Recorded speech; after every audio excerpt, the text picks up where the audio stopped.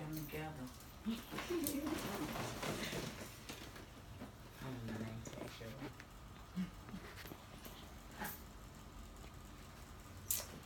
Good afternoon. My name is Amanda Williams. I will be talking to you today regarding the advantages and disadvantages of earning college courses as a high school student.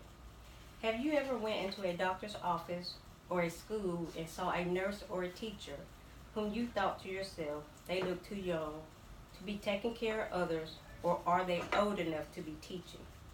A lot of this is due to dual enrollment. Students are now able to earn college credits while in high school. There are some exceptions where this could be considered a great thing. For instance, studies show that most students who participate in taking high school courses along with college courses have an increased rate of attending a four-year university, as well as having a higher GPA. There are always pros and cons to everything. For instance, emotionally, is this student ready to participate with both? Because that will require more discipline and less time for socializing. Some may even think this is the time in life where their goals should be looking forward to be completing high school and being able to actually enjoy high school. There are requirements that must be met before a student is allowed to dual enroll. For example, a student must verify their GPA. They have to be 2.5 to 3, depending on the school and location. Some require a guidance counselor signature, and all require parental consent. Evaluations should be required, in my opinion, and maybe even an essay to explain why dual enrollment would be important to this student. Most college students struggle at some point and for some reason during the transitioning period from high school to college. Students need guidance and advice. If a student does proceed to dual enroll, it should be a choice of their own and for all of the right reasons.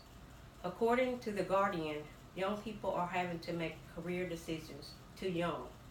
Retirement age is steadily rising, so the younger generation will have to work longer.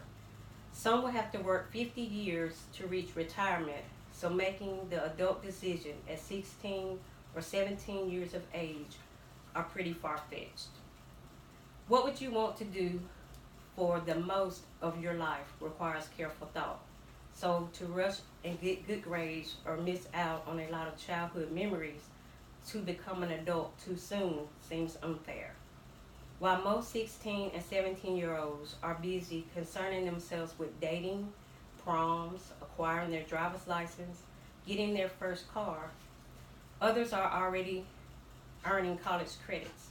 Although this could be considered a growing time with your parents, still being very involved in helping you to make the right decisions.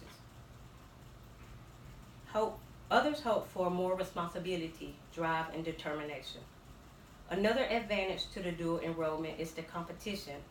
Universities now require such competitions and higher learning experience to even be considered. So that makes some feel like they don't have time to carefully consider their options. A student wrote, "Most of us do not even know what we want to do when we finish high school, let alone we're just halfway through it." A decision as far as financially is often looked at as a great idea because the courses are considered advanced classes with college credits earned. So instead of having to pay college tuition for the hours, you just pay for the test. If you pass the course, you have the college credit. This will make your college education cost less. Now for the negatives or disadvantages for completing your careers at such an early and perhaps immature time of your life. The two career paths that I want to talk about have already been mentioned, nursing and teaching.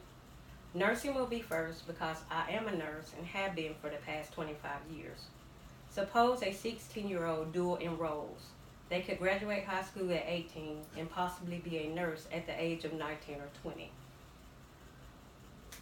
There will be many who are book smart enough to succeed, but this is a career where you have to succeed morally as well. You have to be able to be responsible enough to deal with sickness, family members, people with a lesser education who you will be supervising. You have to be able to talk with doctors and understand them. Being aware of this patient's privacy, all while you are still learning to take care of yourself. I would like to see it as a requirement in these programs of not only teaching college courses, but teaching life courses. You cannot teach a person to care, but can't you teach them the requirements of ethics? I personally think that every nurse should be required to start as a nursing assistant, to really work and care for people who are dependent on others. Cannot be a career that is chosen for money. Teaching is my second biggest subject on why I think you have to be mature enough to handle when teaching others. You have to have it in your soul to care if others actually learn. This career requires passion for others.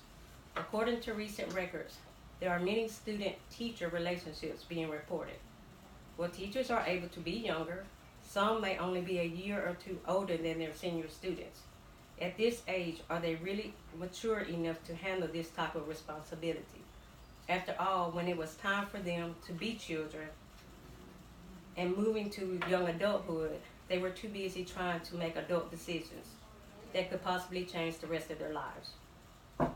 According to www.quora.com, kid geniuses are less than 1/4 of this population.